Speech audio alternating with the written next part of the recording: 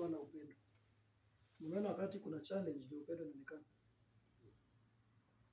Wakati tunasema tukue na lugha ya upendo na matendo ya upendo.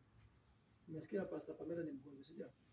Umesikia mama Fidelis hapa ametoka hapa ameenda mpaka Eldoret kwenda kumo. Hiyo ndio lugha ya upendo. Kuna upendo wa mdomo na kuna upendo wa matendo. Tujihadhari tusikuwe na ule upendo wa maneno peke yake.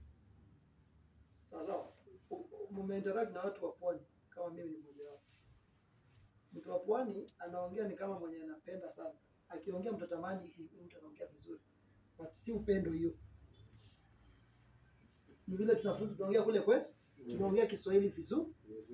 Lakini imani ni wazuri. Tunaelewana? Matendo yetu ndio yatabainisha kwa huyu mtu ni mzuri.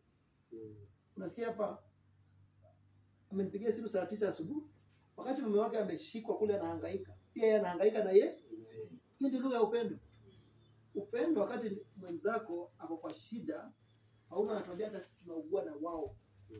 Wakati mwenzako amelazwa hospitali, hata wewe si mgonjwa, lakini kwa moyo wako umegonjeka tayari.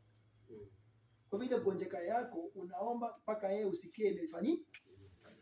Hiyo ndio upendo. Kwa hivyo upendo haonekani wakati wa sherehe. Upendo haonekani wakati sahani imejazwa chakula. Hapana. Tunaelewana? Upendo haonekani kwa mazishi.